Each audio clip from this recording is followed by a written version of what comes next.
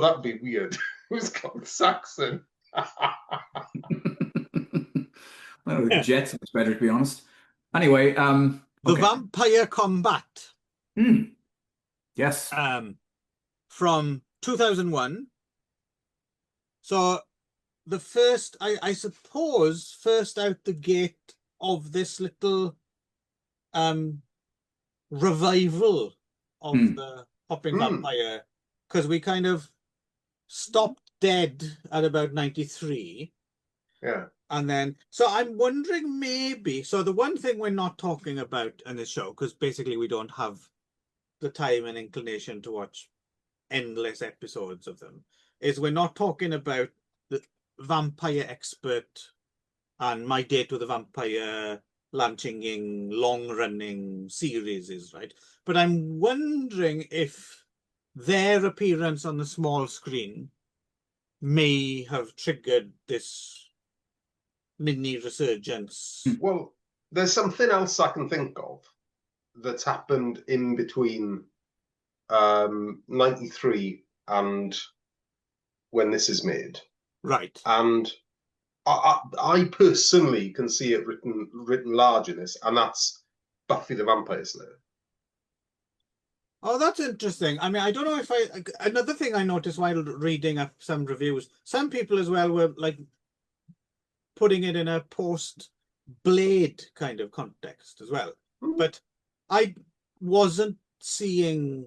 I'm not seeing Blade in this, but I am actually seeing Buffy the Vampire Slayer in this. I don't really see that, but then again, I'm not overly familiar with You're talking about the TV show, right?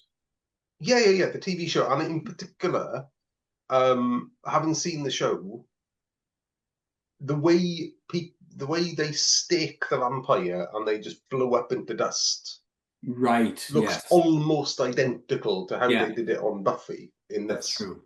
And it's unusual for a Chinese hopping vampire to go that way, isn't it? They usually get exploded by something.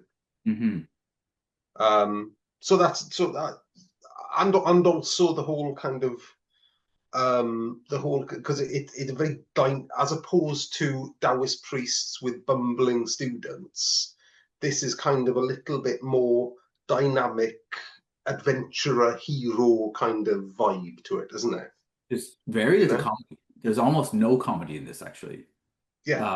Other like there's the roommates, the girl roommates, and the one who does jokes about not having had her period yet. But like other than that, there's like it's played really po-faced. Well, Tai Bo tries to be funny. Oh yes.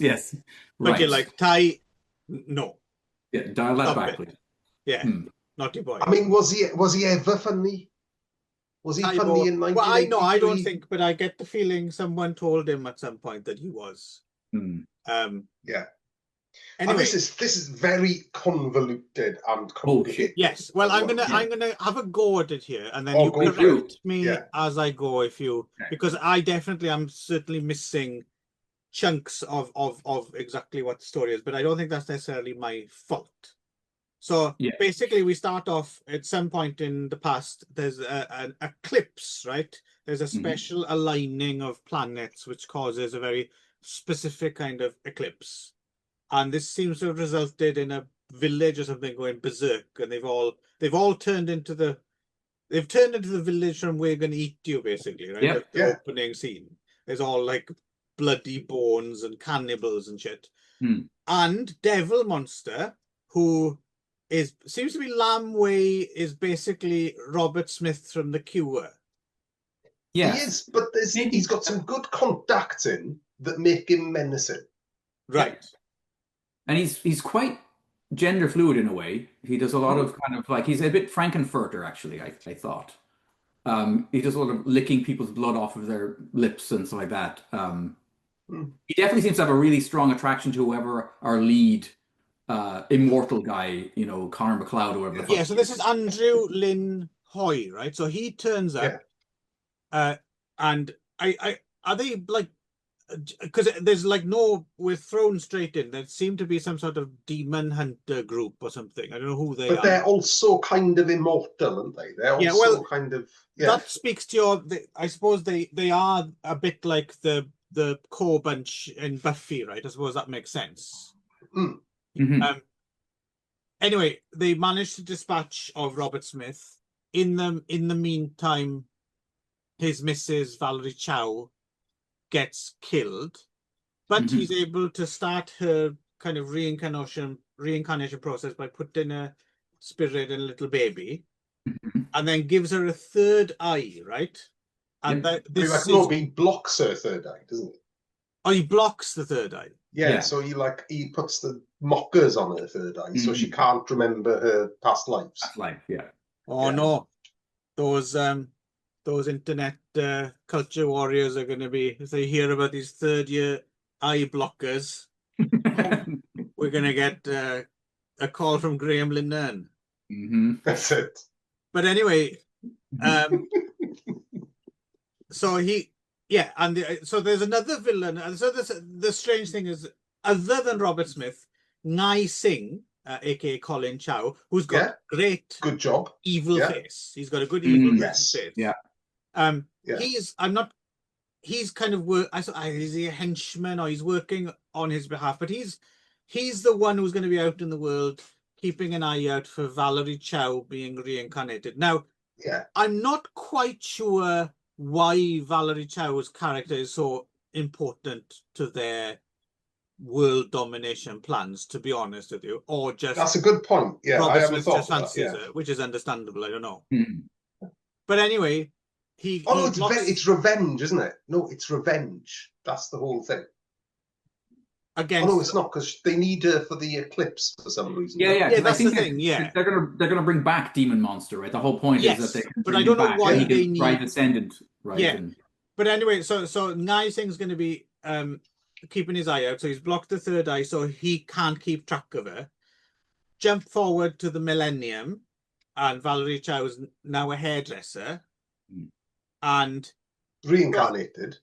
Yes, but it's kind of her own fault, because she's clearly having visions of Andrew Lin Choi, who is ageless and seems to be some kind of business tycoon or something now. Which, I guess, to be fair, if you are ageless and you've lived hundreds of years and you haven't figured out how to get rich, then there's you need to be rich. So, and then, but the rest of the little Scooby gang is also ageless too, because then occasionally they get knocked off and suddenly revert to their actual ages and become like desiccated old. I think so. Anyway, so this eclipse is going to happen again. And then she's having visions and things. So she decides to hire supernatural detective, as played by Jackie Lui, who I always remember as being AIDS Lun from Angry Ranger, right?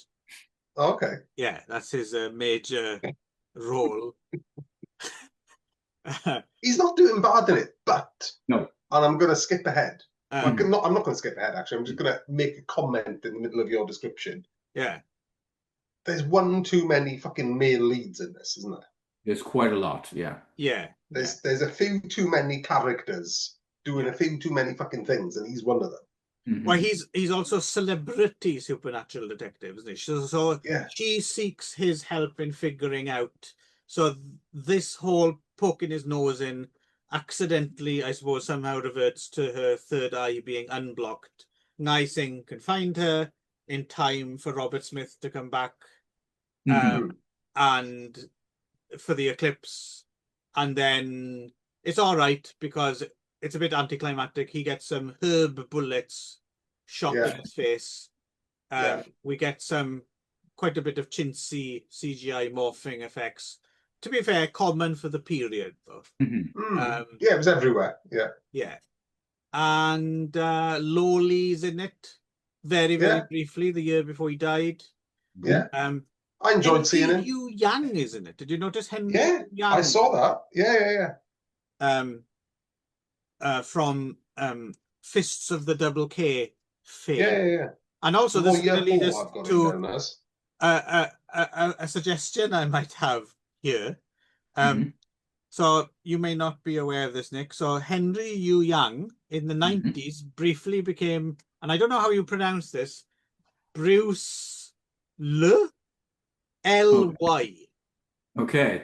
And he's in one film with David Carradine and another one with Lee Majors II. Wow. And I suggest, as a change of pace, next time Rodney is unable to do a Khafuz and you step off the bench, we're going to show just how much disdain we have for you by making you watch the two Bruce Lee films. What do you think? Oh, that sounds great. Okay. Yeah. You up for that, right, Darren? I'm down. Oh, yeah. I think it's Open Fire and Chinatown Connection. I've not seen either, so... no, I haven't seen either of them. But they're bound to be brilliant. Yeah. Yeah. Who plays the guy with like spiky bleached blonde hair and like one eye, like the David Bowie looking guy with like and white face? Oh, the henchman. Yeah. I don't know who he is. The henchman. No, I've got his name. Yeah, he goes like there's Robert Smith, and then there's the guy underneath him, and then there's this guy's like the next level down in the chain of bad guys. I think it's Fan Man Kit. That might be right. He is credited. Yeah, it's Fan Man Kit. He's cool. Name, yeah, because he's not. And he kills poor Lo Lee, and then he licks the razor blade after he slapped him with it. Yes, yes. Yeah, he's like something out the class of 1984, isn't he? Yes, he is actually, yeah. Or Nukem High, actually more accurately. Yes, something yeah. out of class of Nukem High. Yeah. It's a subhumanoid meltdown. Must have a look at Peter Dinklage's Toxic Avenger. Oh yes, it's getting quite good reviews, isn't it? Yeah, it seems to know it's a trauma film. So well, I was a bit worried because I think that thing came out, it was finished like a couple of years ago, right? But for some reason, it's like 3 years old. Yeah. Anyway, yes. Let's see here. I think we've got it actually. I think that's about it. Oh yeah, and then and then a gateway to hell opens up, and they all jump in it. Oh, that's what I wanted to mention. Lau Ka-wing's son is in this. Oh, okay, I didn't catch that. Sammy Lau, he's like the sidekick to handsome, ageless guy. Oh, okay. Yeah. So the interesting thing about him is he's the son of Lau Ka-wing, but he also co-wrote The Untold Story. Oh shit! Wow. Man to Watch and Love to Kill. Oh, okay. And wrote Untold Story 3, which I haven't seen, and did some action choreography stuff, assistant for Seven Swords. Yeah, that was just someone I didn't know anything about before, but Lau Ka-wing, someone to look at, yeah. So the guy who wrote and produced this, Larry Chung Hoi Ching, as well. Nick, you may want to adopt the name Nick Chung Hoi Ching. I think I will. Yeah. Call back to another show. A different show, yeah. He made the Sword Stained with Royal Blood remake from 1993, which I assume we'll probably do as a not sure when we get to Sword Stained with Royal Blood. I haven't seen it, but yeah, I don't think I'm going to enjoy that. But of course, directed by Wilson Tong. His last film was directed, I think. Yeah, probably. And not a good one. I would say it's fine. Actually, I have to say, it's all right. For this late for 2001. Yeah, it's kind of a mess in terms of like what's happening, but what's happening is always entertaining. I thought. I mean, I was my attention. I thought what was happening was always mildly boring. But, boring. Okay. Yeah. I had a fairly good time with this one. Okay. I yo-yoed between exactly you and exactly Nick. But I think there's enough spice in there to keep you interested, would be my conclusion. Because I liked what's his name? Demon Master. Yes. Lam Wai. Yeah, sorry, we forgot to actually say that's Lam Wai. It's not Robert Smith of the QA. No. But whatever his character name is, I liked him. Yeah, he was quite good. That was Monster Devil was his name apparently. Monster Devil. Devil Monster. Good. That's it. Yeah, that was good. I kind of like the whole Highlander immortal thing kicking about on it as well, but they kind of didn't make enough of it, or it was just it feels like maybe a few too many ideas. Maybe one or two could have been taken. Might have been a stronger film. I will say there's one scene that really bothered me where two characters go into a restaurant, sit down, and order a coffee and an orange juice, and then just get up and walk out without them having been delivered to the table. And I was like, that's shitty. Don't do that to your servers. Yeah. And the other thing that I was thinking when I was watching this is it felt really familiar, and I couldn't figure out why until I realized why. This is made in 2001. And everything we watched up until this point, I haven't been able to see myself in. But 2001 Hong Kong doesn't look that different than 2002 Tokyo, where I have been and lived in that time and space. And I was wondering, Clive, if you've noticed that too when you watch films before you got to Japan and then after, if your relation to them shifts in some subtle way or not. But something about the convenience store, something about the streets, it all was like, and even the grain of the film reminded me of like the digital camera I had in 2002. It was something weird about the whole. No, maybe I never really thought about it. But that just could be because you left, so it represents a chapter in your life, whereas it's kind of ongoing for me. So maybe that might be okay.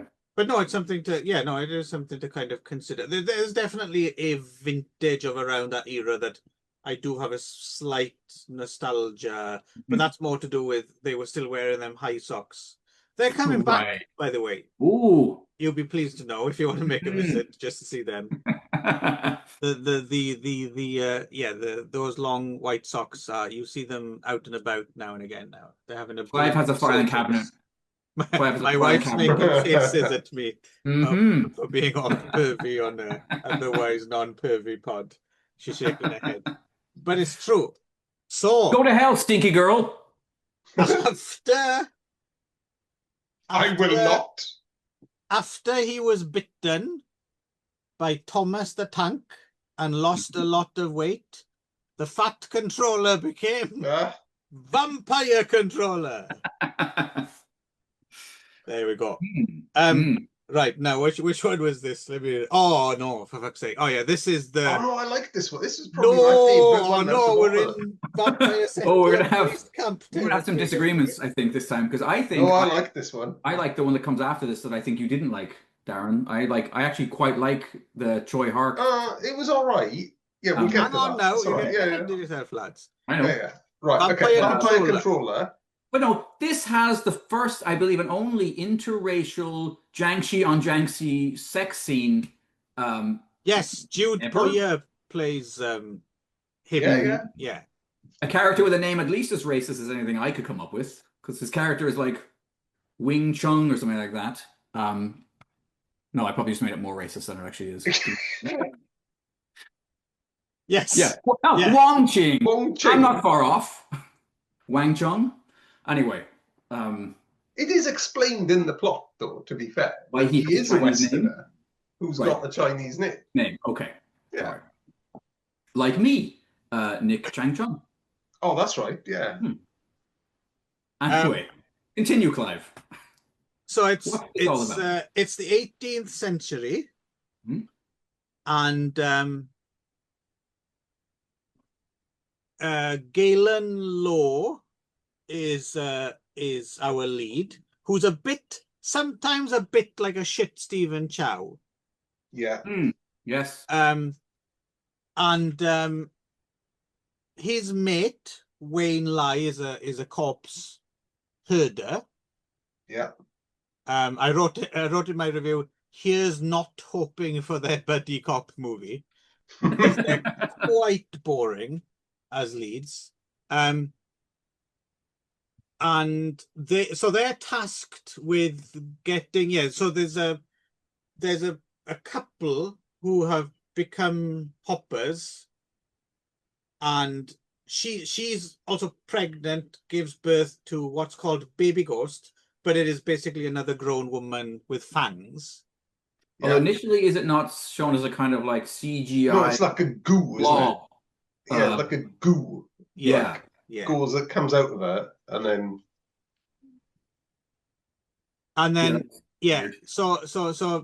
but they go, so they're tasks, but they go missing, and then there's another and along the way they meet Kingdom Yun and Kathy Chow.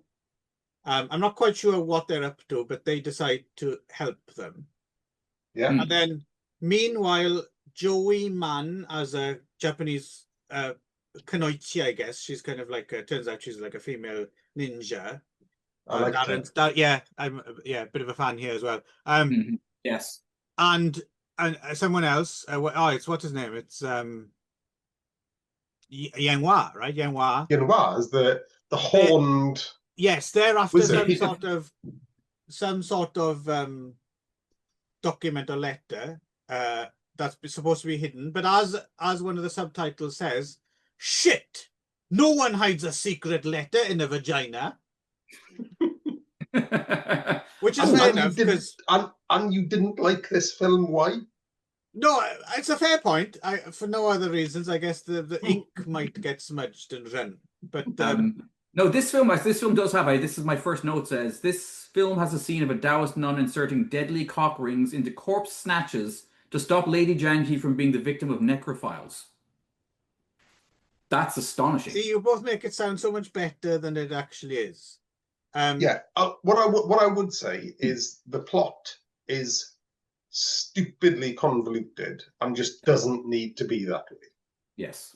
There's some business with the emperor and a letter and treasure, but it's not really treasure, it's just a letter. And there's crap comedy. I'll tell you this, it's like the film One of Our Dinosaurs is Missing, where Peter Ustinov plays a Chinese man who kidnaps a dinosaur because it's got a microfilm in it. He plays a Chinese man like Nick does. That's it. Yeah. And they find out at the end of the film, spoilers for what's it called? One of Our Dinosaurs is Missing. One of Our Vampires is Missing. That's it. Spoiler.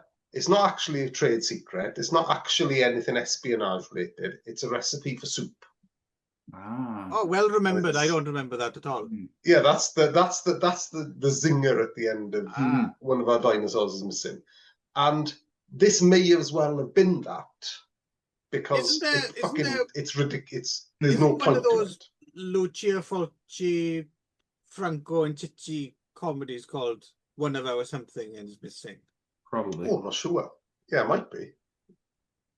Don't know. I do need to get that's an area of Fulci I never actually managed to. It is only for the brain. No, I know. Yeah, but I haven't done it. I need to do it anyway. They are acquired taste, I would say. Franco, and Yep. Chichi or Chacho or whatever, Chanchung or whatever they're called. But anyway, but what I like about this is the fact that it's a little bit well. Number one, it's got a lovely female ninja in it. Yes. But I like the fact that there's some purple goo impregnating a vampire after two vampires have rubbed themselves up against each other, and I like that Yanghua gets his head chopped off arbitrarily. That green thing, and I'm wondering if there might be more to this, because it seems like a bit of a coincidence because they call it Baby Ghost. There is that shit film with Joe Estevez called Baby Ghost, right? Which has a green blob in it, very much like the green blob. I'm gonna have to. Oh no! Am I gonna have to rewatch Baby Ghost with Joe Estevez? I think you are, yeah. Shit. Also, but I really why do I do this to myself? Yeah. But I really liked the Baby Ghost, because the Baby Ghost was actually quite scary. Yes. Because you've got these kind of 2/3 bumbling kind of Taoist-ish, or I think they're kind of Meow tribe, actually. Yes, yeah.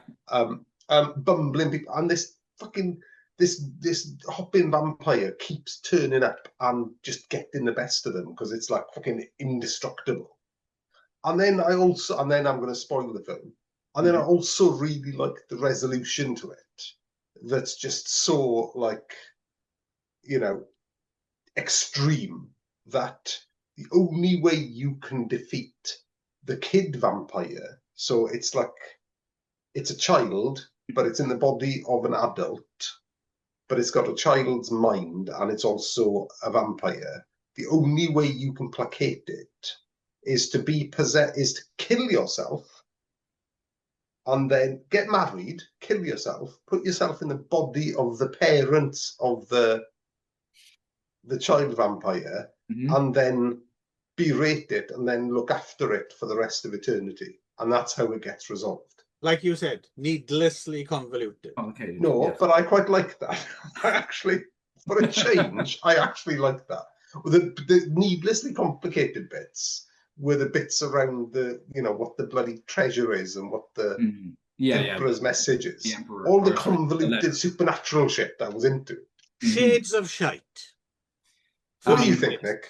Well, I mean, there was a few new wrinkles to the whole Jiangshi lore. Like, for example, Lady Jiangshi apparently don't jump in this version. They waddle kind of they shuffle, don't they? Yeah. Which makes sense then, because when we see them fucking, it is so she has her legs kind of akimbo, and then he's jumping up and down between her legs, and you're like, okay, that was a first. I'll give it that.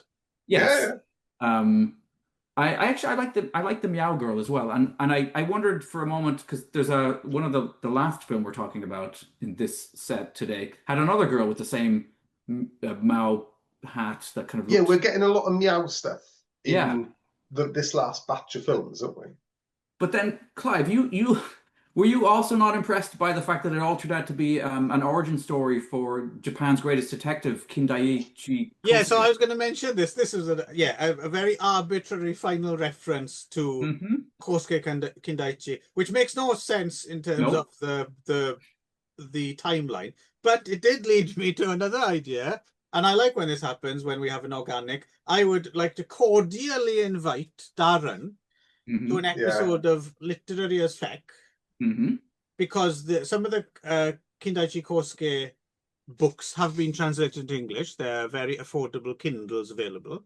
And I'm thinking the Honjin Murders, and then we can watch the film adaptation, Death at an Old Mansion, as well. Okay. I haven't heard of any of these things that you have mentioned. Right. But you're going to do that, right? Kindaichi Kosuke is the Japanese Sherlock Holmes. Yeah, no, we'll do it. I decided on your behalf. You're going to come on. Okay. Oh, have you? Okay. Yeah, anytime, actually. We can do it, because it's not my choice, it's not Nick's choice. So we'll do it whenever you're free to read a relatively short book. Yeah. Okay. Good. I've read a couple. I read the Inugami Clan. And, yes, I've read that. Yeah. The books, that's doable. Okay. No, they're good. They're good. What's the link with this then? Because I didn't get the link. Because at the very end of the film, for some reason, Lady Ninja, Lady Ninja mentions, I'm going to go back now and deal with my master or something, Kosuke Kindaichi or something like that, right? Oh, is it? Okay. Yeah, that's it. It's very arbitrary and doesn't make any sense. There didn't seem to be a lot of reason to have her in it other than to attract some sort of Japanese market. Which I don't think it did. Choi HARK'S Vampire Hunters, or The Era of Vampires, a Hong Kong Japanese Dutch co-production from 2002, directed by That's why there's so many clogs in it. Yes, exactly. And Win. And tulip. A lot of tulips. So, now, we were talking convolution earlier. This one has a kind of, but again, 17th century. There's some vampire hunters led by Yurong Guang. And there's an old house in the woods. And there's some treasure said to be buried there, right? Yeah. So then bad guy Horace Lee sends... Who does a really good bad guy, he does. I have to say. Yeah. Sends his young sister Anya there to get married so she can look for the treasure. And the bloke who runs the place has all his relatives embalmed in wax. There's zombies that stalk the countryside, and they suck energy, a bit like Life Force, I thought. Yes. The whole face, isn't it? Yeah. Not quite as sexy, but definitely creepy. They're no Matilda May, are they? No. Chen Quan Tai turns up as a corpse wrangler, where we get our hoppers. Is that kind of it? Am I missing any major? No, that's pretty much. Well, pretty much there's some weird shit that happened that's clearly some sort of cuts down the line, because there's two versions of this that I'm sure you will illuminate us on. There's some weird shit that happens with like the dad, the wax bloke, the weird wax serial killer dad bloke, who all of a sudden has like an embryo or something inside him that also is like a demon or something. So he has a head on top of his head and like a head coming out of his that chest at the end. Brian Lumley's Necroscope at the end, like a version of ours, where it's I didn't, and that didn't seem to have any precedent within the film before that, unless I missed something. There's a lot of good effects work in this film, has to be said. No, I, for the time, certainly. Which brings me to I'll talk about the differences, but my overall take on this, and I've seen this a couple of times. Actually, I might have seen this film 3 times now, which is kind of strange. 3 times. So I reckon, even though it's nowhere near the level of a Mr. Vampire or Encounter of the Spooky Kind or anything like that. And it is it's very serious as well, right? There's no comedy or anything like that. But I think this film gets quite a bad rap. And I think the reason is this. So this is from Choi Hak's Film Workshop, right? And it does have good effects and production values, but it has the good effects and production values of a superior TV movie or direct-to-video film or something like that. Whereas I think people were expecting a theatrical film from Choi Hak to be something more spectacular, right? And especially when it came out, I remember it getting very, very, very bad reviews. And I think that's slightly unfair, because even though it's not a great film, there's a lot of pretty cool spectacle and effects. This is what I wrote, and I think this might get you the flavor of it, is imagine one of the better films that Full Moon put out. Something like Stuart Gordon's Pit in the Pendulum or something like that. If that is a Full Moon film, I'm sure. But something along those lines. But they got someone in to do really good fight choreography. And you would have Choi Hak's Vampire Hunters, like from the 90s or something like that. So it's not in any way, shape, or form awful, I don't think. Also worth mentioning, cinematographer is Herman Yao. But it's just, I even though on the one hand I don't want to oversell it, on the other hand I do really think this has got an unfairly bad rap over the years, and it's nowhere near as terrible as some people will tell you it is. What do you fellas think about that? Well, I strongly agree. I liked it a lot, and I was surprised, because I don't always get along with stuff that Choi Hark produces, but for me, this was a really nice, tight. I mean, I know it's been cut to pieces, so that's one of the reasons why it's short. But yeah, it's clipped along. Makeup I thought was really good. They were very kind of like desiccated, Fulci-looking zombie vampires in this. Lots of kind of maggoty-looking stuff. Yeah, and I really like that. Yeah, like that life force, like blood mist just pouring from people's faces. Yeah, that's well done. Yeah, I like that. It was quite effective. And I put down, like, it's like I guess it'll be Mujsa, make Jiangxi scary again. I felt like it was a good choice. I'll get the red hat. You're gonna put that on a hat? Yeah, that's my plan. Yeah. Okay. Because we've had a long string of kitty vampires and bumbling Taoists, and this one seemed like it was playing it very straight, and I appreciated it. I liked. I've heard this film built a wall all along its southern border. The Great Wall of Jiangxi. Yeah. Apparently, this film stole a load of classified documents and never got prosecuted for it. Oh, do you know the news cycle is so fucking insane now? I had totally forgotten about that, and I know, that right? in itself is, you know, insane. The man should have been in prison for 25 years just for that, and it never got to court. Anyway, moving on. Yeah, no, I had lots of fun with this, and I enjoyed that. I was like, there were moments where I was actually felt like a proper horror film to me, where I was actually a little bit scared or a little bit like excited by what was going on. Yeah, I got to be honest. I'm putting this in the average category. I didn't seen it before, Darren? No. But yeah, I like your Charles Band analogy, actually, because you're right. It's not terrible. I didn't hate it. I had fun. I particularly like the full face vamping. There's a really cool bit at the end where someone's sword gets struck by lightning and they light some dynamite off of it, and that's by the classic. Power of Grayskull. Yeah, exactly. Yeah. And I like the kind of, because it's a little bit dark, and it's meant to be, I think it's meant to be a little bit kind of, a little bit edgy with the, underground kind of murderous dad putting people in wax and all that. But yeah, I mean, it left, I must admit, I had fun watching it. I'm never going to watch it again. It's kind of forgettable for me, if I'm honest. I tell you what, but I didn't have a problem with it. I haven't actually seen it, so I don't know if this is the case. But this struck me very much as a film that would make an excellent trailer. Yeah. If you took all the really cool bits and crammed them into a couple of minutes, you'd think, "Fuck, I'm going to see that." Yeah. That looks. I mean, I've got an undue fondness, an undeserved fondness for the heroic trio films, right?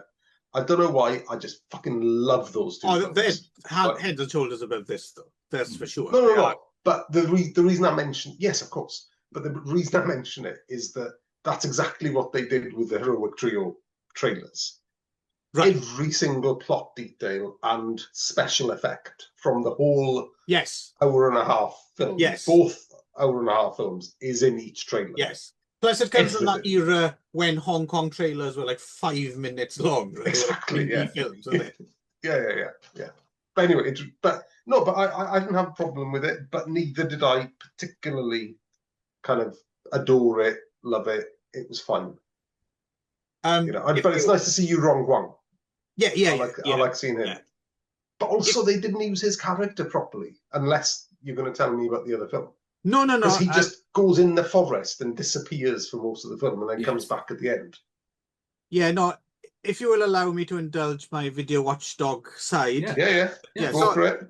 So we're talking primarily about this Singaporean, is it? Is it 89 minutes? Or I wrote 89 the first time I saw it, but I've got 86 this time. I don't know why. I want to say 89. Yeah, no, I don't think it was 86. Okay, yeah, you might be right. So you got this. So the 89-minute, which is also available in an English dub, right? So this is the international release version, I guess, as Choi Hark's Vampire Hunters. So yeah, there's a version, The Era of Vampires, which was released on DVD in Singapore, which runs 108 minutes. So I did do a side-by-side comparison. So you're already talking 19 minutes difference. I also noticed while watching them side by side, they went out of sync, so that the shorter version is at a higher frame rate. So actually the difference is, I don't know, closer to 22 or 23 minutes, maybe, which sounds quite a lot. The other thing worth mentioning as well, that the other difference was the international versions. We watch HD versions both. The international version has this kind of blue tinting effect, which isn't in the Singaporean version. It has more kind of earthy red tones than we did actually forget to mention. I totally forgot to mention this earlier when it came to Hang on, bear with me here. Was it one of the other films? What was the other film we watched? What was the one we watched? We had a HD version and we had a... Or is that coming up next? No, No, it was either Shaolin Vampire... versus Evil Dead. It was maybe Vampire... Controller, maybe? No. Combat. No, I think Vampire Combat. The... Yes, the HD version didn't have a lot of blue tinting for the night scenes and that, which actually kind of made a difference. It was one of those upgrades, which I think they might have fucked it up actually by removing the... In this, it just seems like a different grading choice. And but yeah, so we're talking 20 odd plus minutes. It's little things. It's a lot of little things here and there. There's a minor bit more gore in the Singaporean version in some scenes. Also, some of the scenes have reordered a little bit, so sometimes it was difficult to keep track of exactly what was missing and what was just in a different order. And I suppose the thing I noticed the most, there's like scenes in the Singaporean version where there's a bunch of old geezers gambling surrounded by coffins. It seems to be like a comic relief kind of device, and it crops up 2 or 3 times. Those are almost totally missing from the international cut. But basically, it's little bits here and there, and it didn't really feel like, because after watching the 90-minute version, I was thinking, oh, 108, that sounds too long for this. But to be honest, watching it, it didn't feel long. Yeah. So that's the impression I got, actually, and that's one of the reasons I didn't go out of my way to kind of, I probably could have made it happen over the last couple of days, but I thought, well, on initial watching, and I knew about the longer cut when I sat down and watched the shorter cut.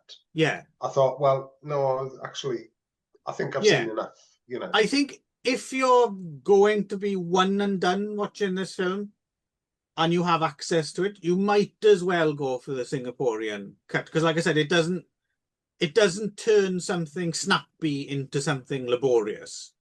They both kind of more or less play the same.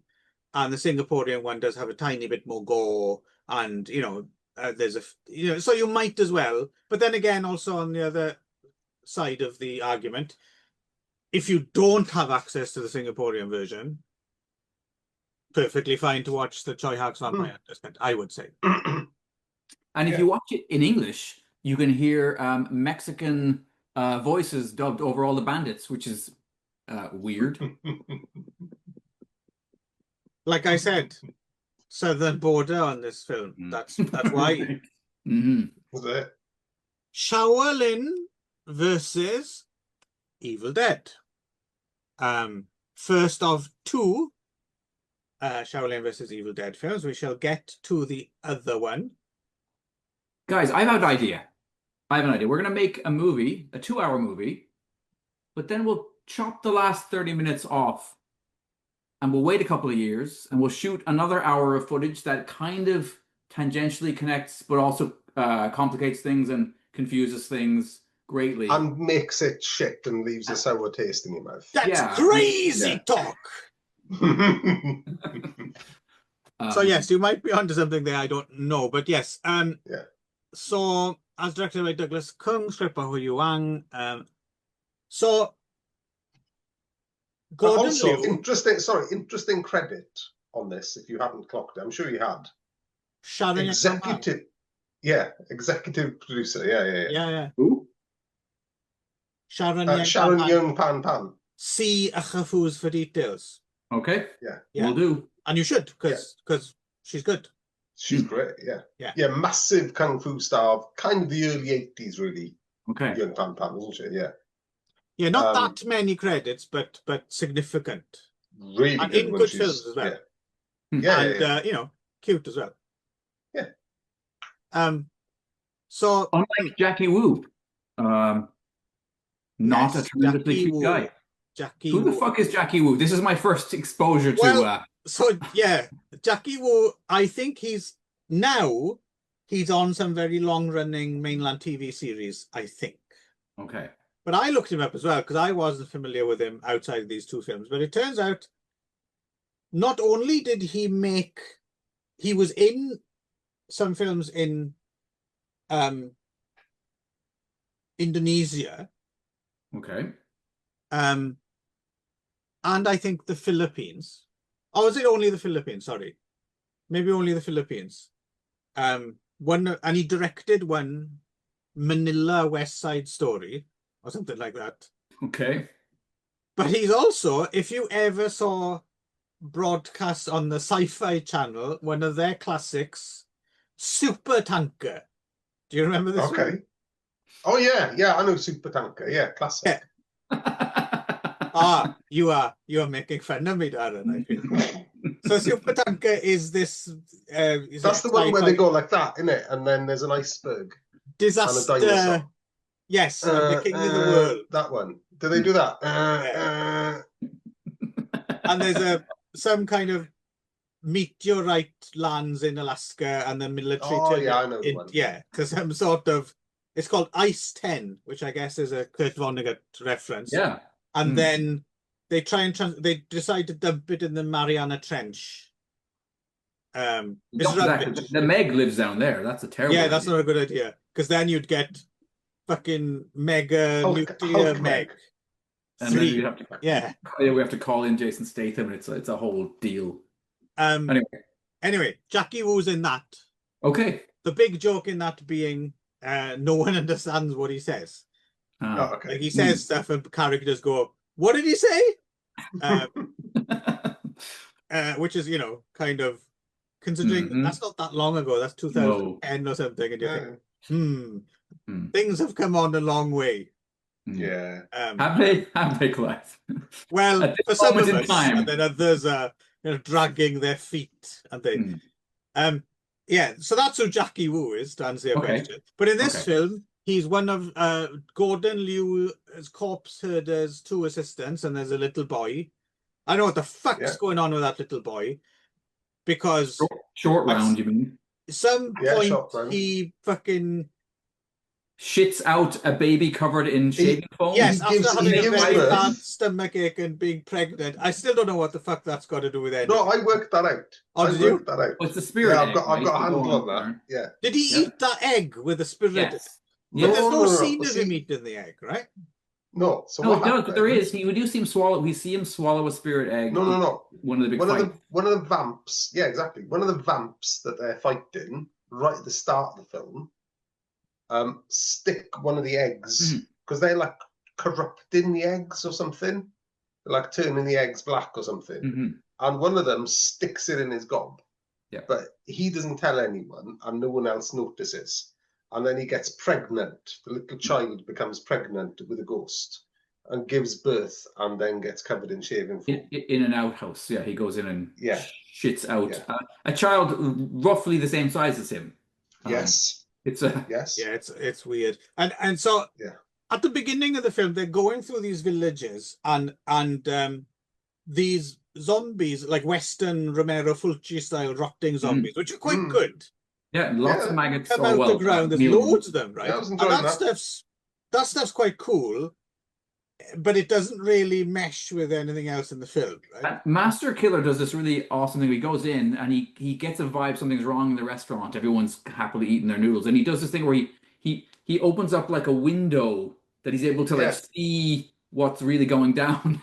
Look at you using Kung Fu fandom nicknames for people. Me and Darren are like, oh, that's adorable. Adorable. After you graduated from Kung Fu Elementary School, you start calling him Santa. Yes. All right. But then when he went off on his own to do another podcast, and me and Darren were empty nesters with a tear in our eye. That's it. So anyway, what I couldn't figure out is, is Gordon Liu actually, because he's going through these villages with a bell saying, "Hey, all you dead folk, come out," is he responsible for this zombie outbreak? Maybe. Is that like a side effect, because they only follow them away, and then they just they forget about them then, right? Yeah. because they seem to be, rather than corpse herders, right, which is what most of these films revolve around, right? So corpse herders are paid by the relatives to take their relatives' bodies back to where they were born so they can be buried and not cause them trouble. Right? That's a corpse herder. But Gordon Liu does seem to be a travelling exorcist, doesn't he? Yeah, well, so he's rehabilitating the evil dead, right? Yeah. However, Fan Siu-wung of Ricky O fame. Ah, yes, Louis fan. He's like, he's of the same school, but as we'll find later in the prequel, he's kind of a wayward wrong un who's merciless, right? He's like, he doesn't hold any truck with rehabilitating them and just, you know, blows them away, right? And then he's got Shannon Yu King as a disciple who unfortunately also becomes a love interest for craggy-faced old Jackie Wu. Jackie Wu, yes. And there's a whole lot of time wasting bullshit with that, isn't there? Also, sorry, carry on. Yeah. And no, I think that's about it. So what I was going to say is, and that's the main problem with this first film, is a paucity of plot, right? Because other than that setup, Gordon Liu rehabilitates, Ricky O doesn't.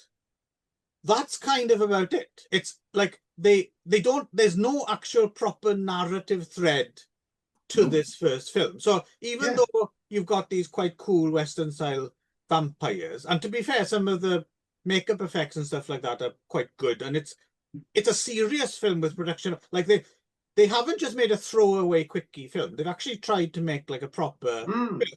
And it just seems a bit wasted when there's no narrative for it to kind of coalesce. The end is so strange. It ends totally in medias res, or however you say that, right? And then a voiceover in the English, because I watched the English dub. There wasn't another way. We did. Where like literally like a voiceover person comes on to be like give us a cliffhanger thing, like what's going to happen next? Will the White Priest defeat? And then will they see Batfink escape. Exactly.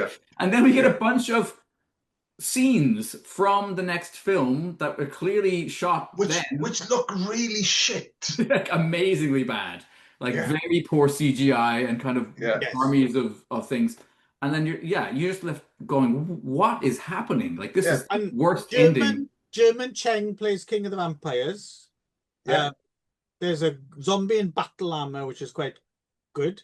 But best of all is the bit where Fan Siu-wong refers to Gordon Liu as that ball booger, which is a insult I've never heard before in my life, and I suspect I will never hear again.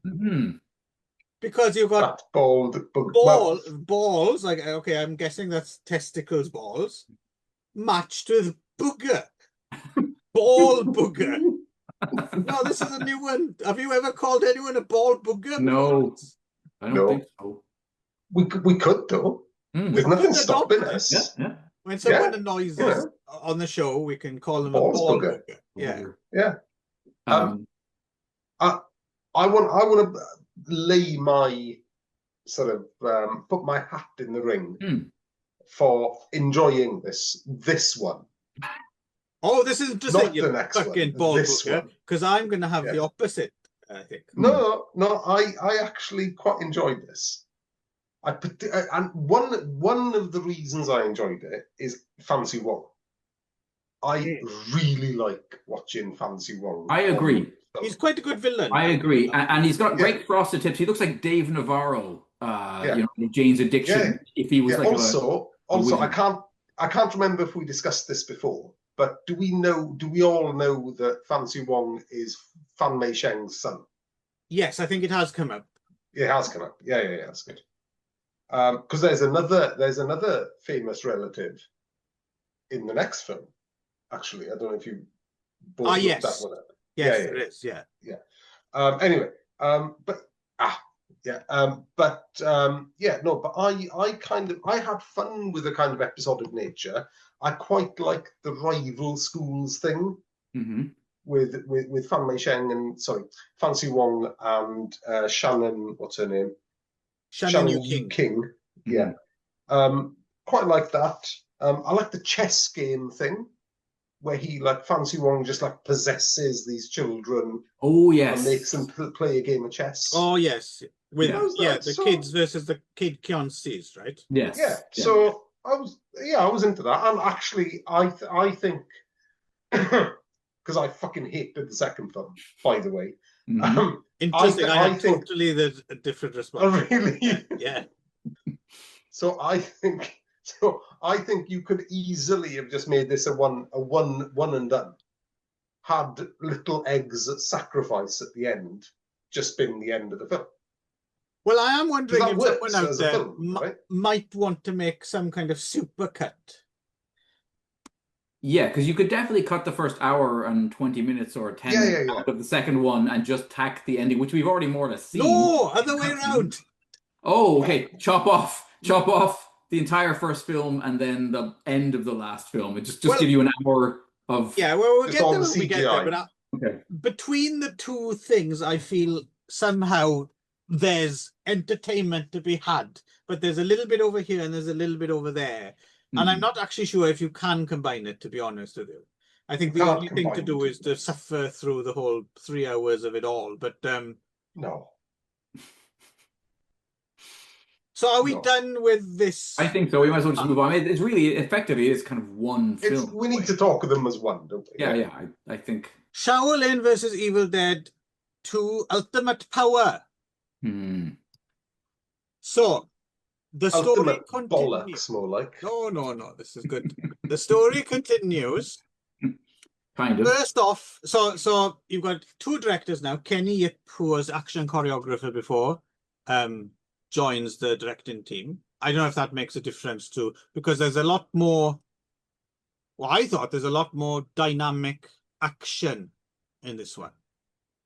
I assume that he directed the first whatever hour and 10 minutes. That's the new footage. That's not the end of the last film that they decided to chop off. So it starts off as a prequel, right? Starts off as a prequel, and so you've got Fan Siu. Oh, I just realized I've written down Fan Siu Mong. Fan Siu Wong with a W. Yeah. There we go. Oh, that's why then. Fan Siu Wong. Fan Siu. What are they called? Not diapers. What's the synonym? Nappy? No. Sammo wears it in Heart of Dragon. Dungarees. Yeah, there we go. Fan Siu dungarees. Yes. So, Fan Siu dungarees, and playing the father of his character in the first film. It protects this village from bandits. His pregnant wife, played by Ma Xian, daughter of Cheng Pei Pei. Oh, wow. Is poisoned. That was the bit I was hinting at the other day. Yeah. He gives birth to a little boy who grows up to be, well, first he grows up to be John Zhang, right? John Zhang, who's in Escape Plan 3 and Pacific Rim Uprising. Oh, is he? Yeah. Okay. Good. So she gives birth and she dies. And then his father, Fan Siu Wong, Zhang is passed over to succeed his father in favor of the guy playing the one who becomes Gordon. The one who will grow up to be Gordon Liu. Yeah. And then John Zhang runs off in a huff and he decides to get some amazing sword from the sword graveyard to get power, right? So that's the first hour of this film, the prequel setup. And I thought this was very good because it has a story. It's like a film with a story that's quite interesting and it's got good action and stuff. I really liked the first hour of this. No. Good. It's good. No. It is. Oh. Anyway. It's not.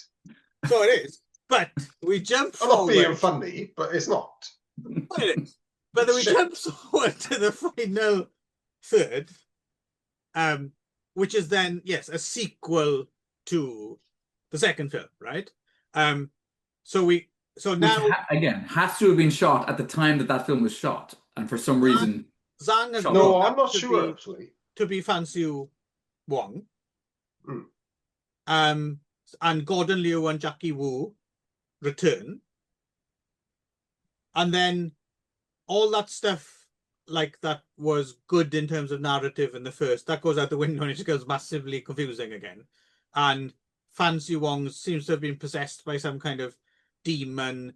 There's an army of hopping vampires. There's no more Western vampires. That's a shame that's not in here. At some point, what looks like flying a giant pencil through space happens. Yeah. Not sure what that's all about. A fucking meteorite destroys everything. Yeah. Spoiler alert.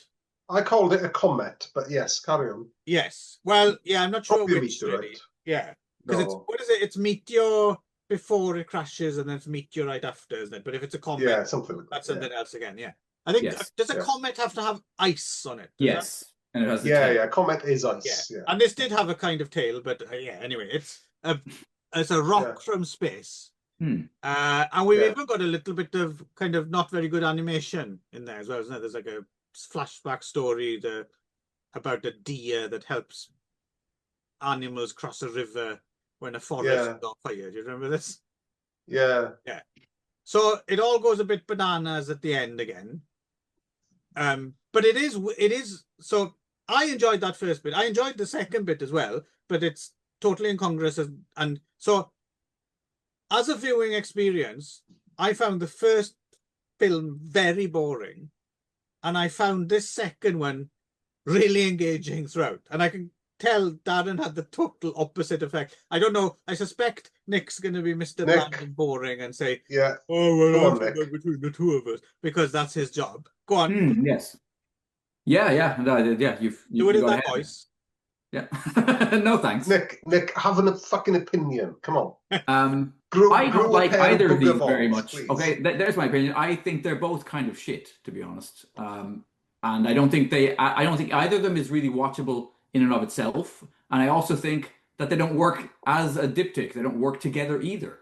Well, I think you can watch the second one. I think Darren might agree with me on this, at least, is even if he doesn't like it, you can probably watch the second one on its own. You don't need the first one for backstory. Because it doesn't make sense anyway. No, I think I would say the same as the first one. And I already did true. You could watch the first one, except like Nick said, there's that abrupt ending that leaves you kind of, huh? Kind of. But I mean, it's only the fact that there's a voiceover at the end of it, which could be a post-production thing. You know, and a bunch of scenes. A bunch of scenes from next week's episode of Shaolin. Oh, yeah. No, but I mean, you know, it would be very easy to edit out coming next week. There's a CGI rock monster in this one. Oh, yes. That's a very bad rock. I'll tell. Right. Okay. So So the first film resembles a number of other hopping vampire joints that we have seen. The second film resembles the shit that the Sci-Fi Channel has been putting out for 20 years, with titles like Golem on the Loose, Manticore Attack, or the classic Super Tanker, of course, or Super Tanker. So that's where I'm starting. So I think that Shaolin vs. Evil Dead is very much in the flavour and the genre and the tradition of what we're used to, whereas the sequel is very much right. Okay, I'll tell you. Well, if you're going to, but in that case, the first one is a lesser example of that, whereas if this was a sci-fi original, Shaolin Evil Dead 2 would be a superior sci-fi original. Okay. Well, look. I'll tell you what it is, right? And never the twain shall meet, as Windsor Davies is wont to tell us all. Don't forget Donald Sinden. I'm not forgetting Donald Very Sinden. much, I suppose, if in the Shaolin versus Evil Dead world, Fancy Wong would yeah. Windsor Davies and yeah, Fancy Wong's definitely Windsor Davies. Mm-hmm. But anyway, everyone should learn these practical life. What's that? What was that? That sounded like AI intruded on Mm-hmm. Anyway, so get used to it. So now, Shaolin versus Evil Dead, the first one, is Transformers. Shaolin versus Never the Twain. That is that's Transformers the movie. Okay. Oh, okay. Right? Mm-hmm. The sequel is the GoBots. See, I had GoBots as a child. I didn't mind the GoBot. But I was very much.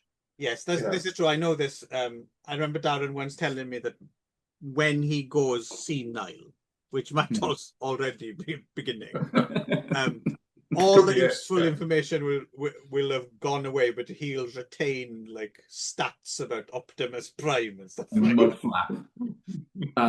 Was Mudflap was the one that had to change its name because it was too close to asshole or something like that, I believe. I don't know. Really? Yeah, I believe so. Yeah, I just sounds something with a filthy vag. Yeah, something I tell everyone whenever I manage to talk about Transformers. Mm-hmm. And stop me if I've told you it before.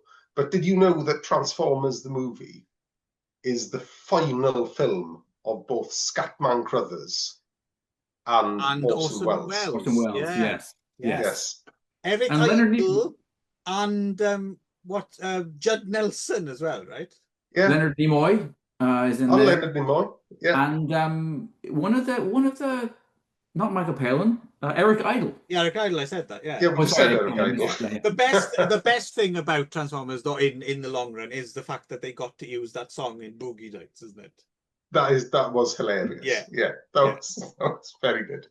Because it took me a while to clock that as well. I don't think I clocked that on the first viewing.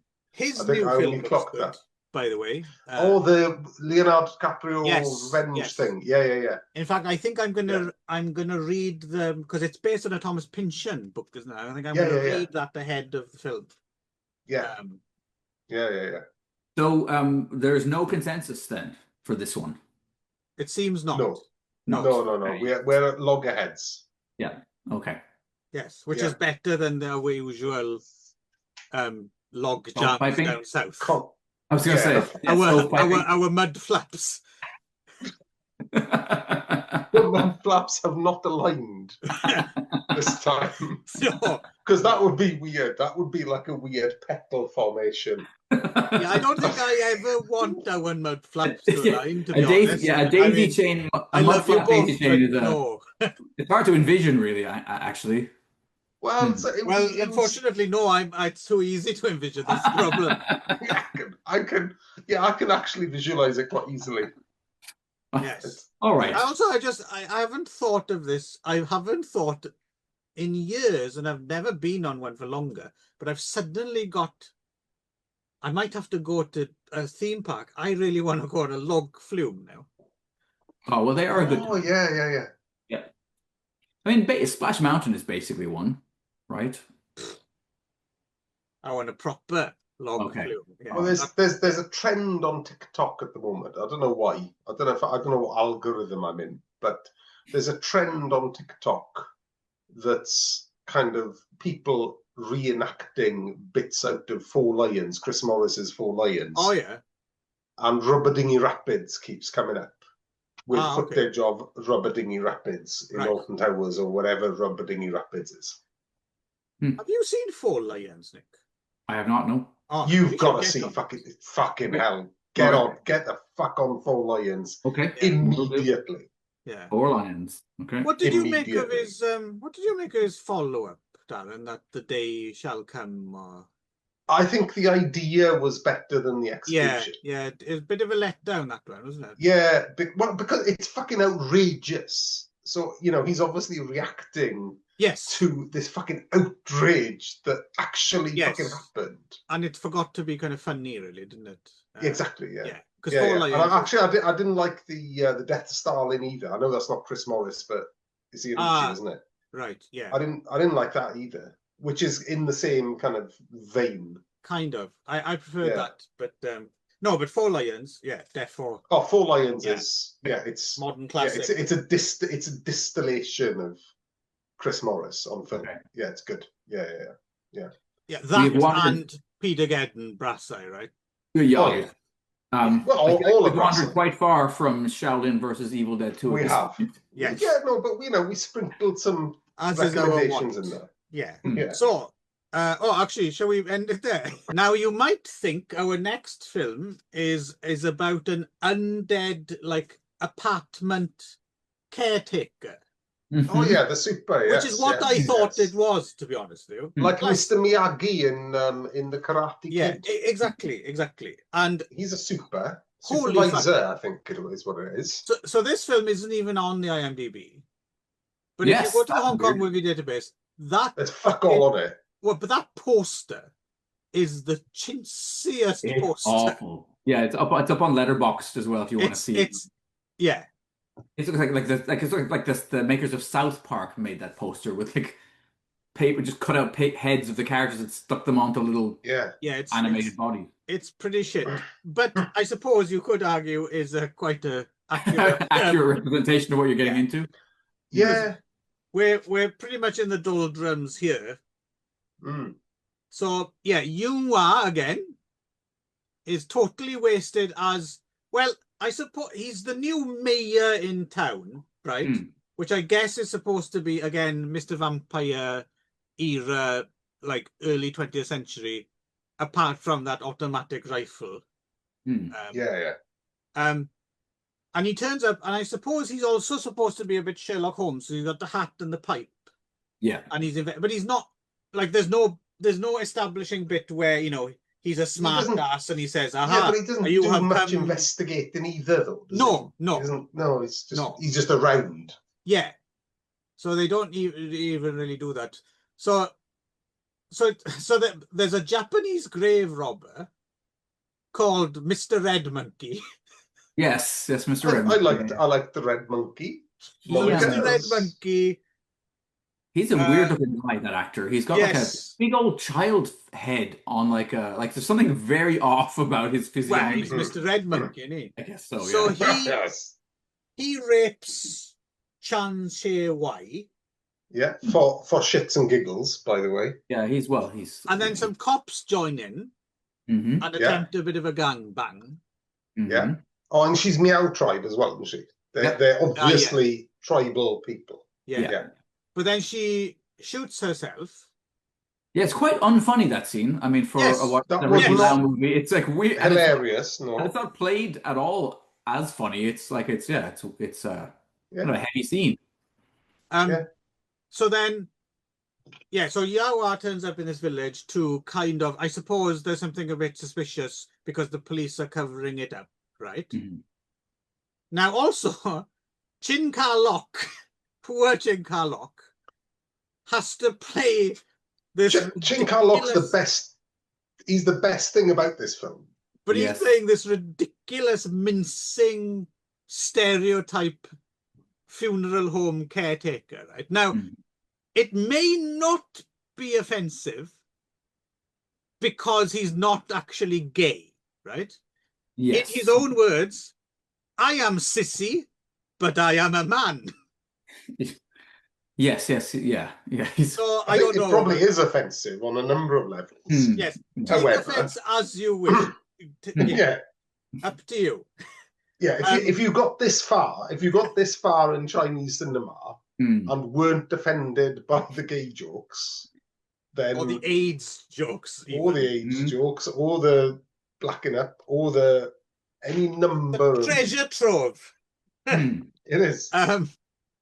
So and they try and then at some point they uncover a tomb of hopping vampires, and after like fucking over an hour of shite, you think, Here we go. Tomb of Hopping Vampires. However, this is a mainland Chinese production. So, of course, we can't have any supernatural shenanigans. So they Scooby-Doo it, and it turns out that... Actually, I don't even remember what the fucking Hopping Vampires were a cover for. Do you? Well, it's less the Hopping Vampires. It's more the ghost of the raped girl, isn't it? Yeah, but she can't be Who's her sister. And she turns out not to be a ghost either. No. It just is the twin sister who's offing the bad guy, pretending to be a ghost. Yeah. But yeah, no, it was all about these two jade ducks that belonged to some general that was related to... there's some cave tomb trap stuff, isn't there? Yeah. Right, and so it was all about grave robbing. And so, yeah, he literally speaks directly to camera at the end, Sherlock, whatever, and does a whole thing about how, like, the real enemy is greed, and, there are no supernatural...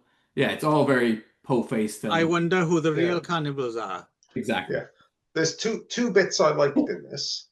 Number one, they're both towards the end. So when it's all about this general's tomb, isn't it? So there's a general's tomb, and the Meow girl, who's the sister of the girl who got raped and killed herself, she's the only one who knows where it is. Eventually, she leads everyone to this big tomb. And Chin Ka-lok has this really cool fight with the other baddie, whose name escapes me for the moment. Whoever the other baddie is. And that's a really, really good fight. Also, during said fight, they do the nipple cripple. Yes. They're the two best bits at the film, as far as I'm concerned. Yeah. And they're not that great. They're not. It's not a good film. No. Which is a shame, because this is the man that made fucking Mr. Vampire. Yeah, this is directed by Ricky Lau. Yeah. Who would have another swing at it? Because we'll be talking another Ricky Lau film in the next batch, Mr. Zombie 2. I can't be much worse than this, can it? I don't know. I might be tempting fate. I know. Yeah. Yeah. Well. Anyway. Yeah. It's worth a look for Chin Ka-lok. Chin Ka-lok is loads of fun in this. No, it's not. No, actually, you're right. However, you lost your mind temporarily there, Darren. If you're at a very niche party and you happen to walk into a room where this is playing and Chin Ka-lok's on the telly, then watch the bits with Chin Ka-lok in, and when he goes off the screen, you just wander off. Yeah, and if you've got some gay mates at the party, ask them, is that offensive or not? Yeah, you find this... He's not actually gay. He's sissy, but a man. So what do you reckon? Yeah. It's camp. And this is, let's not forget, this is 2007. Yes. Right? Yes. There's certain allowances you might make for the 70s. And in Hong Kong, the 80s, the 90s were starting to take the piss. But we're in, we're into 17 years ago. Yeah, but you're also in the mainland. Also true. Yeah. Okay. Here we go. Juken Sentai Geki Ranger. Nay, how? Hong Kong Dai Saksen. Right. No one wants to talk about this other than Clive. We all watched it. Going to explain to us how fucked up. I thought that was the remit of, so this is a spin-off featurette from the Beast Fist Squadron Geki Ranger series, as it's known in fansubs, which was the 31st Super Sentai show, right? So this comes squeezed between Go-Go Sentai Bokenger, who Go-Go Sentai Bokenger is interesting because always the yellow ranger in these things is always like the cute one. Well, the one in Go-Go Sentai Bokenger, I forget her name, but yeah, she's like, they've taken her, she's like kind of a little bit ditzy Lolita-like character, but they've taken it so far that she's borderline retarded stupid, but also extremely cute with her twin tails. And so, yeah, so all you pervs, you know who you are, you might want to give Go-Go Sentai Bokenja a spin. But that's not this show. No. No, so I'm just that also has context. nothing to do with So Hopping between that Vampires. and Engine Sentai Gonja. So you're in that period of like lots of flashy CGI visuals. Everything's very loud and exaggerated, and there's a lot of comic relief. And the reason I bring it up because this show is actually probably is amazingly a bit better than a lot of other similar shows from this year. So the 70s stuff is 80s stuff is fun, right? But then when you get the Heisei era stuff, I don't have a stomach for this. So this featurette 33-minute version is, I think, if you're interested in this series, it's a nice sampler without having to watch the series, right? So the setup is you have this trio, right? There's like this childish Tarzan-like guy, and there's another two. There's a chick and a dude, and yeah, so they are our Power Rangers, and they use these Geki changer gloves, and they can turn into, and they have these avatars of their animals fighting, you know, Super Sentai stuff as you know it. In this film, they end up taken to Hong Kong, except it's just footage of Hong Kong, right? It's the usual stone quarry, right? That this tournament, and it's the back of someone's head looking at the Hong Kong landmark. Yeah, touching their chin, going. Yeah. Well, later on, even better is when they have the giant robot fight. This giant robot superimposed on the Hong Kong harbour skyline, isn't it? So anyway, they're sent to this tournament. And then there's this old guy, Yang, who might as well be called Han. So this is Masashi Ishibashi, who's a tokusatsu villain from lots of different shows. He's in like Turbo Ranger. How long are you gonna fucking string this Dynamite half an hour episode? No, right. So it's context, right? So and then they have to team up with the. So yeah, there's the pop star guy and the sexy chick who are normally their rivals, and they team up to fight robots, blah blah blah. And and not to forget, there's the man in the cat suit, right? The big cuddly cat guy. So these are all familiar characters if you watch the TV series. Otherwise, you're probably thinking, what the fucking hell is going on? But I would say for this kind of thing, it's not my wheelhouse, but 33 minutes. I mean, some of the choreography is not bad for this kind of thing. It moves along at a clip.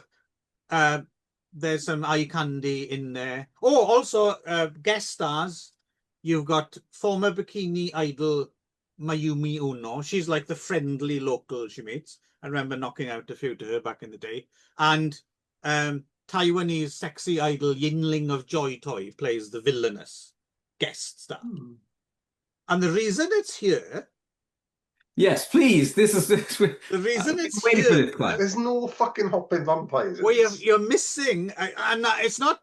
I bring it up because this series as well is all about, it's a big homage to Hong Kong fantasy and action cinema and stuff, right? Whether you like it or not, it is a labor of love to a certain extent. And there are always henchmen, right, in these things, like Kamen Rider's Shocker and stuff like this. So in this series, they have these armies of henchmen. Did you not notice that they're all sticking their arms out and jumping up and down like hopping vampires? They're all through it. They Not are really. hopping vampires or hopping vampire related. You didn't notice? No. I thought I was looking fairly. Yeah, no, they're in there. I'm with Nick. I didn't know. Yeah, they're there. They are there. Now, maybe I was primed to see them because they're more all over the TV series, but they are there. And that's why you watched it. Aren't you glad? Maybe you saw more hopping in the previous episodes. Well, I didn't watch that much of it, which is why I was pleased to watch this, because it allowed me to write about it without having to watch all 49 episodes. So the other thing, for those who don't know, so at a certain point, I can't remember which was the first one. So you do remember, of course, Mighty Morphin Power Rangers. Of course, yeah. And of course, Mighty Morphin Power Rangers began as taking footage from existing Japanese Super Sentai shows and then adding usually Australian actors, right? Because obviously we can't be doing with any of those Asian faces. You have to localize it, right? And as time progressed, it seems like the ratio, there was more new footage, right? So if you're looking for the Power Rangers version of the Juken Sentai Geki Ranger series, that is Power Rangers Jungle Fury. Oh, so there is an English version. Yeah, that's what I'm saying. Okay. Wow. Because from a certain point on, all the Super Sentai shows from the mid-90s on all became Power Rangers shows. Wow. All of them. Oh, you didn't know that? Wow. No, I didn't realize it was an inexhaustible appetite. It was worth doing this. Yeah. No, they've all got every Super Sentai show as soon as it came out, it had a Power Rangers version, Power Rangers. And I think it still goes on to this day, as far as I know. Shit. So I did They're watch still making Power Rangers, are they? Yeah. Are they? Yeah. What, in Japan or? No, well, they're still making the Super Sentai shows up until a couple of years ago, at least. No, I would imagine Super Sentai is still a thing in Japan. Yeah, but no, they're still turning them into Power Rangers. It's not exported over here, is it? Apparently, yes. Up until a few years ago, yeah. Oh, wow. Okay. Maybe now, I don't know. I thought that died in the 90s. No, well, there was even a big new Power Rangers film in 2017. I actually watched that film. How was it? I didn't mind it. I don't think I would mind it. I think it was okay. Yeah, I have a difficult. I'm not watching entire runs of series, but I kind of have a appreciation for it had an format. It had an interesting take on autism and superpowers. Oh, okay. So it was extra woke in that respect, which I'm fine with. Right. Obviously. But I from memory, I quite enjoyed the new Power Rangers film. Yeah, no, I'll get to it at a certain point, I think. But in terms of these two, no, I mean, as well, yeah, I didn't actually get your opinions. Did you find this annoying, enjoyable, tolerable? What? I mean, nobody. My favorite Sentai stuff is all 70s, right? Yeah, of course, all of it. I have a harder time with the stuff that even the 80s, like the later 80s, is when I kind of tap out. Right. So by the time you get to the 2000s and the 2020s, I have a really low tolerance for that stuff. Yeah. It is like, it is. You do feel massively old watching it, right? You're like, oh, yeah. I mean, give me some Spectre Man, give me some, Collider, give me. But then again, but that chick with the headdress, she can stay. Yeah, sure. I mean, yes. The girl with the nunchucks, I liked her. Yeah. So there we go, and I would say it's definitely preferable to the Power Rangers Jungle Fury version. I didn't get on with that at all. It was fine, and I deliberately don't expose myself to children, particularly Power Rangers. Oh, sorry, Super Sentai. Yeah, I know. I went too far on the. I tried to, Yes. When Cranston, you knew you were in trouble when the lonely pop lady was trying to cover you up as you approached the gates to the. Just had this helmet on and a crotchless leotard. She was like a censorship in real time, wasn't she? She was. Yeah, so I haven't had a lot of exposure to the Super Sentai stuff anyway. Apart from my little brother watching Power Rangers in the 90s. But I thought it was fine. It's all right. Yeah. But yeah, I imagine it's reasonably consistent with the rest of the output, which is vast. Yeah. So it didn't seem to have many points of difference to other stuff I'd seen on a similar. As berserk and kind of out of control as it seems, it's a lot more. Like the next Engine Go-Go, or what the fuck is called, Ranger, when they're all like cars and steam engines and shit. That was just okay. I couldn't deal with that beyond, and that's got a cute chick in it as well. They all do, but yeah, that was no. I even my little head is not willing to put up with this. It's just too much.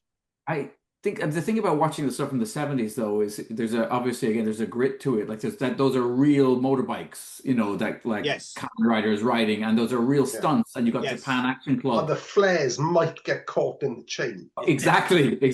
Yeah. Yes. No, it's a good point, even though you are very much grandpa in the room. Yes. Help me to tell you. Yes, you are correct. Yeah. And that's the period. In general, I'm still working my way through that stuff in chronological order, but every now and again it's necessary for me to jump forward and I did try to watch one that was made in the 2000s that was set in Okinawa. There was an Okinawan, because I remember I bought some figures when I was down there of their like green looking, he was like a Shisa kind of based hero. Right. But wasn't good because it was made after 1979.